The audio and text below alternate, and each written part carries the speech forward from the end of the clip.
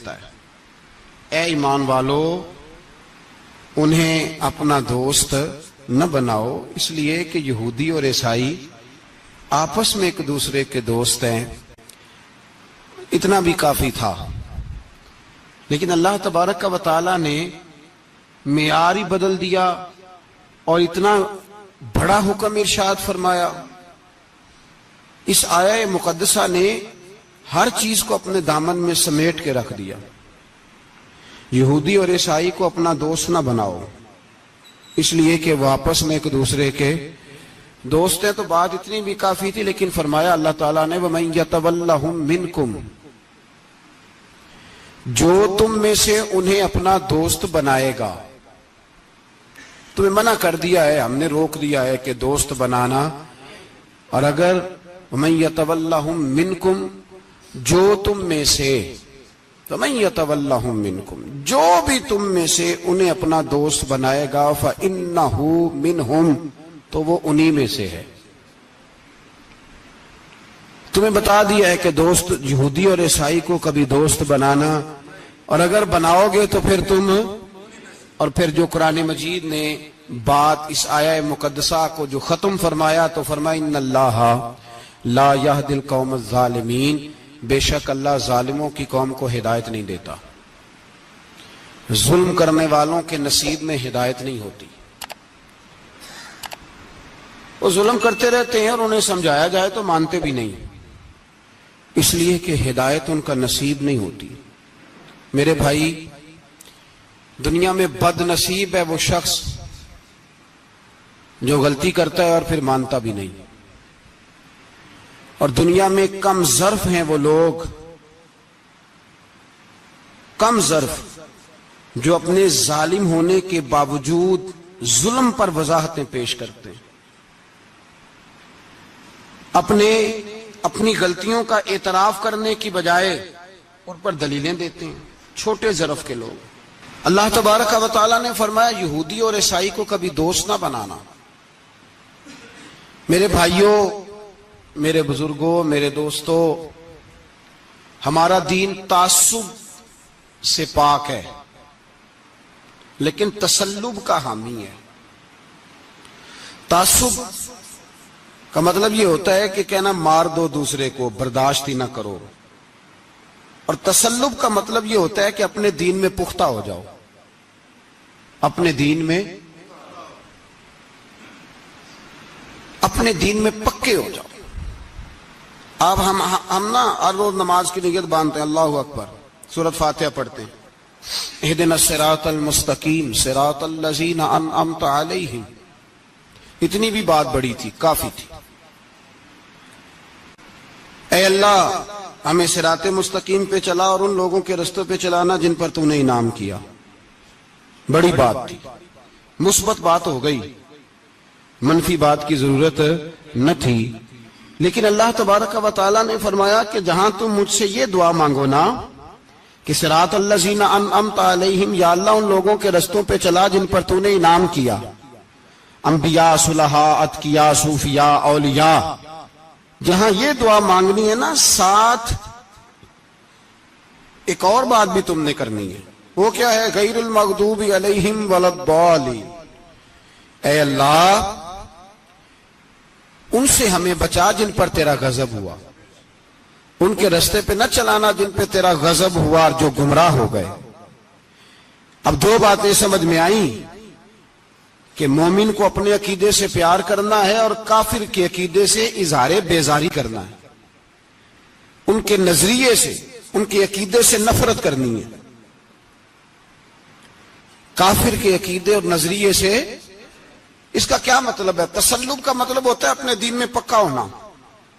دو تین جملوں میں بات سمجھاتا ہوں، اگر آپ کی سمجھ میں آئی تو بڑا بہتر ہوگا۔ دو تین جملوں میں، تسلب پکا ہونا، اس کا کیا مطلب ہے؟ اس کا مطلب یہ ہے کہ اپنی آنکھوں پر جو تم نے اینک لگانی ہے وہ دین کی اینک لگانی ہے، جو چیز بھی دیکھنی ہے وہ دین کی آنکھ سے دیکھنی ہے، جو کچھ بھی تم نے چاہنا ہے، بڑی بات کر رہا ہوں اگر آپ سمجھے تو، جو بھی تم نے دیکھنا ہے دین کی اینک سے دیکھنا ہے، جو تم نے چاہنا ہے وہ دین کے دل کے ساتھ چاہنا ہے، اور جو تم نے سوچنا ہے وہ دین کے دماغ کے ساتھ سوچنا ہے. اس کا ترجمہ اقبال نے کیا, کہنے لگے قوم مذہب سے ہے, مذہب جو نہیں. قوم کس سے ہے؟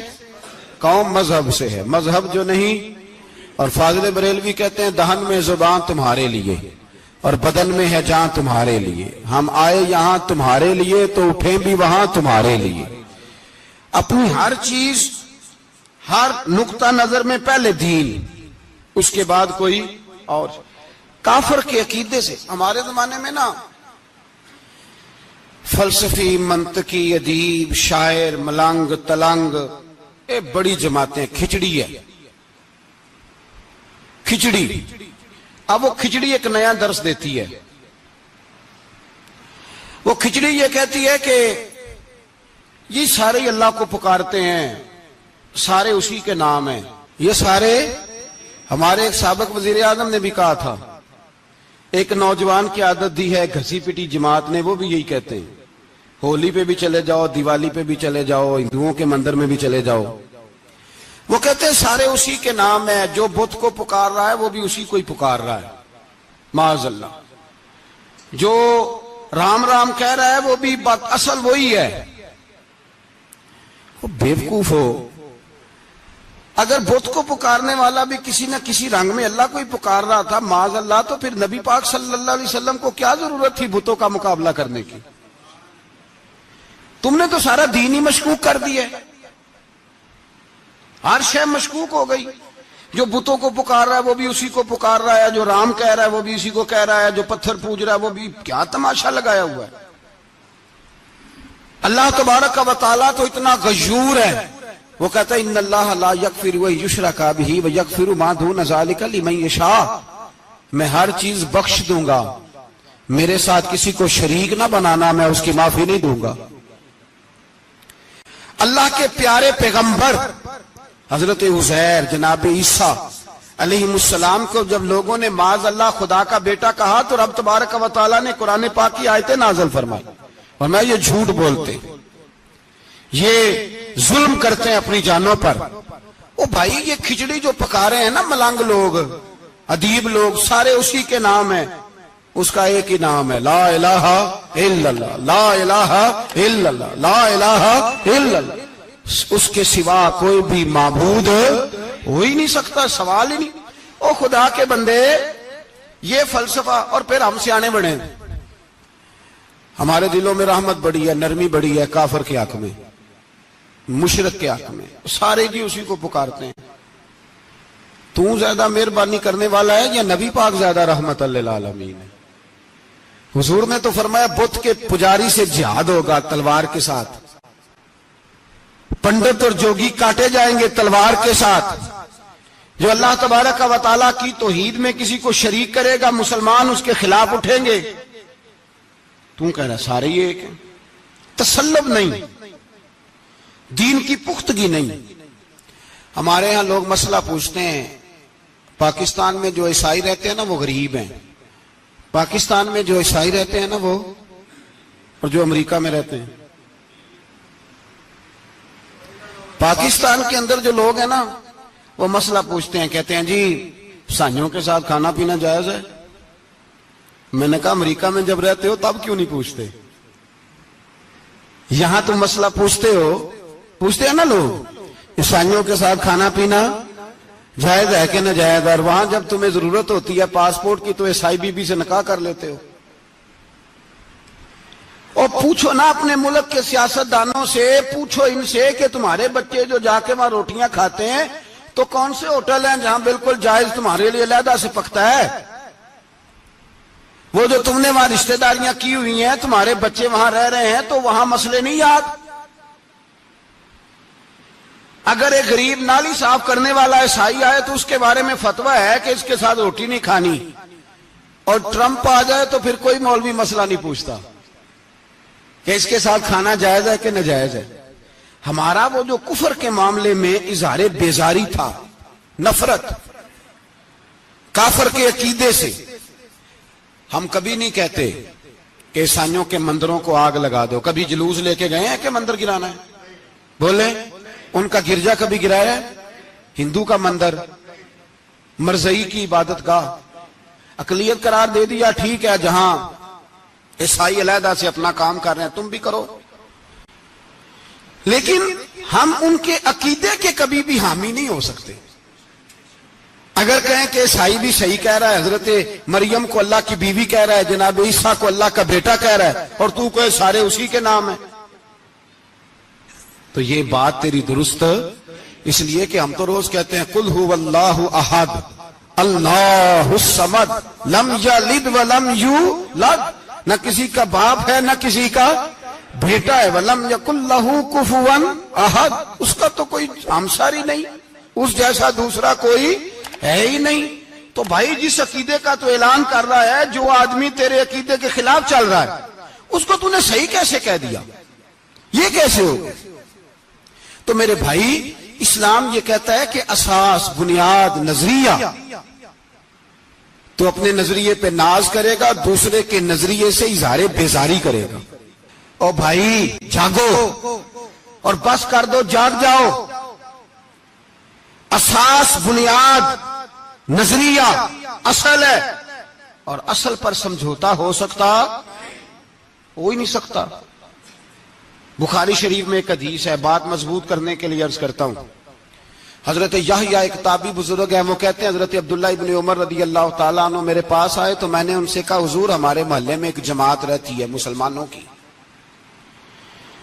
وہ نمازیں بھی پڑھتے ہیں، روزے بھی رکھتے ہیں، زکوٰۃ بھی دیتے ہیں، حج بھی کرتے ہیں، بس تقدیر کو نہیں مانتے،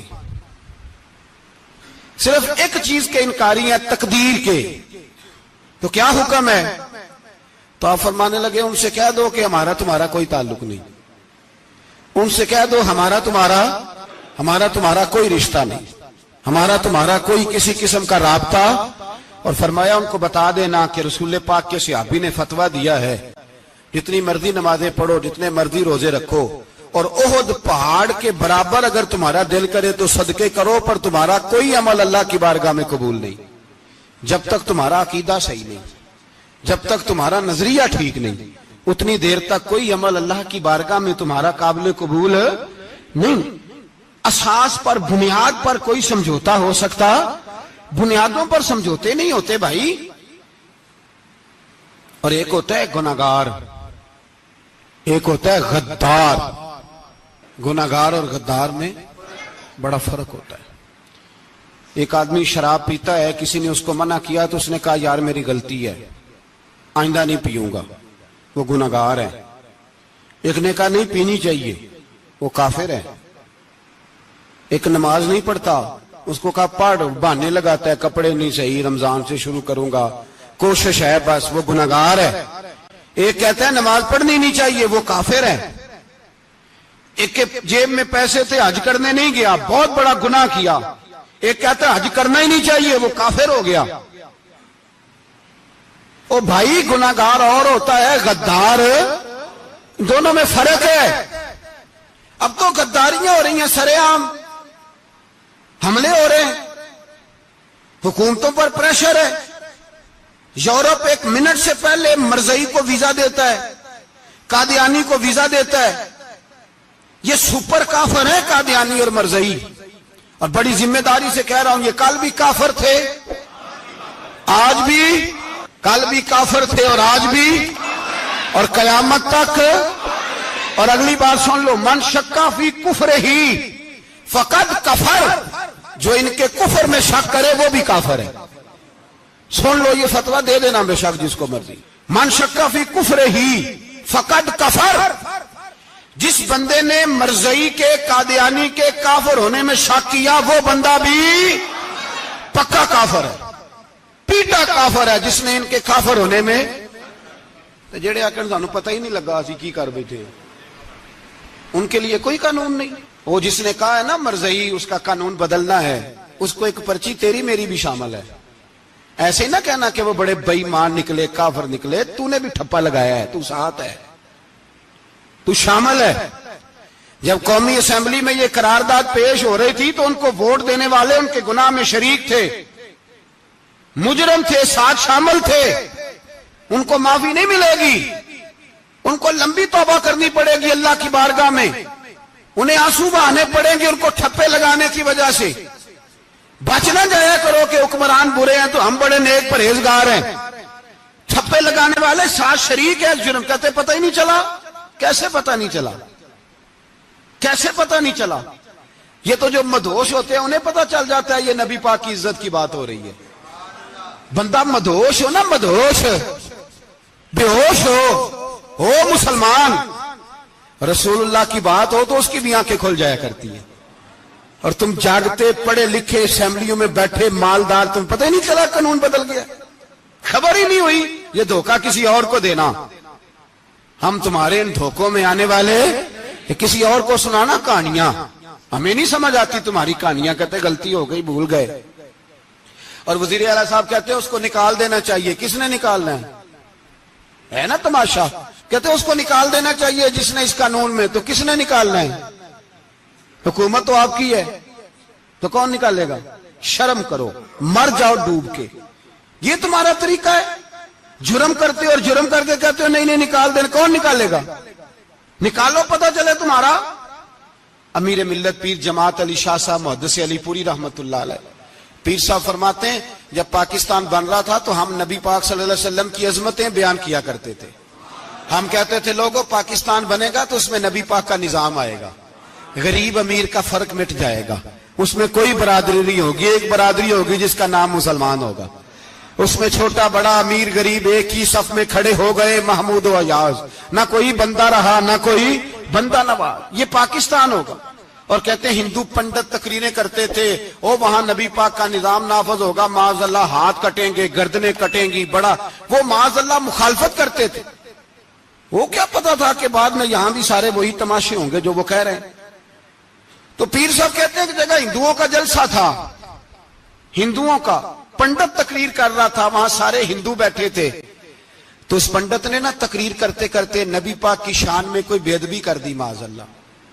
क्योंकि सारे हिंदू थे, कोई मुसलमान नहीं था। एक मलंग बैठा था दूर, उसने दौरी डंडा पकड़ा हुआ था और कोई अपनी मौज का काम कर रहा था। आपको पता है उनके पास जो डंडा होता है बड़ा रंगीन होता है, कुछ स्पेशल बनाया होता है उन्होंने। तो बैठा था मलंग। मैंने कहा बेहोश भी हो ना, जो बेहोश हो मुसलमान, रसूलुल्लाह का नाम आए तो उसकी भी आंखें खुल जाया करती है। तेरी बंद की बांधी रह गई है, कैसे हो गया? हाथ में डंडा था और वो अपने काम लगा हुआ था। जब उसके कानों में स्पीकर की आवाज आई ना कि नबी पाक के बारे में बात की है, तो डंडा उठाया, पीछे से स्टेज पे चढ़ गया। और हिंदुओं ने समझा मलंग आदमी है, इसने क्या करना है। आया पंडित के पास और वो कहता है मैंने 3 डंडे इतनी जोर से मारे कि चौथे की जरूरत ही ना पड़ी। इतनी जोर से 3 डंडे सर पे मारे कि चौथे की जरूरत है उसकी फिर आवाज ही निकली, मर गया वो। मुझे पकड़ा, जेल में फेंक दिया। अमीर मिल्लत पीर जमात अली शाह साहब कहते हैं मैं अमृतसर की जेल में मिलने गया और मैंने उसके सामने खड़े होके कहा, मैंने कहा बेलिया, ना तू नमाज पढ़े, ना तू रोजा रखे, ना तू मस्जिद आए, ना तू कोई और काम करे, और इतना बड़ा तूने काम किया, गुस्ताख मार दिया। तो पीर साहब कहते हैं वो मलंग अपने पैरों पे उठ के खड़ा हो गया और उसकी आंखों में आंसू थे और मेरी तरफ देख के कहने लगा, पीर जी मैनू लम्मियां गल्लां ते नहीं आउंदियां, मैं अनपढ़ हां, चोखा ते ने मैनू पता, गुनाहगार हां, बड़ा गुनाहगार हां, बड़ा गुनाहगार हां, बड़ा